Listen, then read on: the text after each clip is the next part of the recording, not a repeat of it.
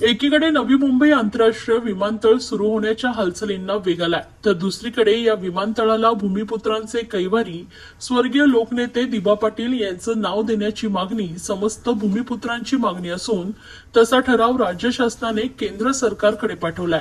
मात्र हा ठराव पाठवून देखील नाव देण्याबाबत केंद्राकडून काहीच हालचाली होताना दिसत नाही। त्यामुळे दिबा पाटील यांच्या जन्मशताब्दी वर्षाचं औचित्य साधून व विमानतळाला नाव द्यावे ही मागणी करत समस्त भूमिपुत्रांच्या वतीने भिवंडी ते नवी मुंबई विमानतळ व जासई अशा कार रॅलीचं आयोजन करण्यात आले होते। यावेळी ते बोलत होते।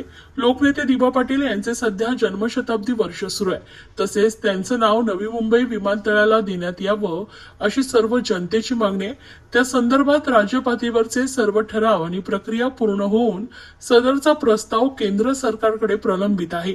येत्या काही दिवसात सदरचे विमानतळ सुरू होण्याची शक्यता आहे। मात्र नामकरणासंदर्भात शासकीय स्तरावर फार हालचाली दिसत नाही। मात्र केंद्रात काहीच हालचाली दिसत नाहीये।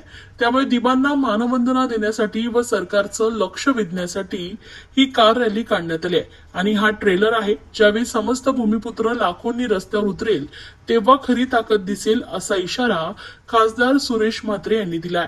भिवंडी मानकोली पासून नवी मुंबई विमानतळ ते जासई अशी रॅली निघाली असताना नवी मुंबईत अनेक ठिकाणी या रॅलीचे जल्लोषात स्वागत करण्यात आले। शक्ती प्रदर्शन म्हणण्यापेक्षा जो स्थानिक भूमिपुत्रांचा प्रतिसाद आपण पाहता, जी राष्ट्रीय नेते दिबा पाटील साहेबांविषयी आदर सन्मान आणि आमच्या मनात असलेला त्यांचा अभिमान आपण पाहत असाल आणि म्हणूनच या विमानतळाला कुठल्याही परिस्थितीत स्वर्गीय दिबा पाटील साहेब यांचं नाव द्यावं आणि तो आमचा हक्क आहे, आमचा अधिकार आहे आणि तो आमचा अधिकार आम्ही मिळवणार। काय वाटतं सरकारला यावेळी जागेल?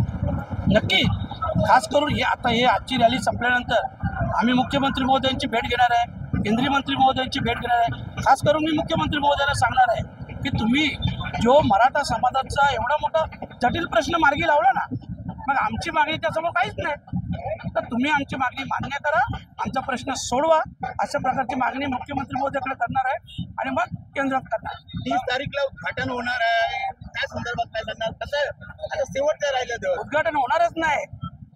जर नोटिफिकेशन नाही निघालं, दिबा पाटील साहेबांचं नाव लागलं नाही, तर उद्घाटन होणार नाही। हा आमचा ट्रेलर आहे, तुम्ही लाखोच्या संख्येने लोक पाहाल, मग उद्या धावपट्टीवर उतरायला लागलं तरी चालेल, ही लक्षात ठेवा। 100% आगरी कोळी बांधव हा क्षत्रिय समाज आहे, हे तुम्हाला माहीत असेल आणि आमच्या न्याय हक्कासाठी आहे ना आमचा संघर्ष, आमचे विलेख होते, तुम्ही पाहाल।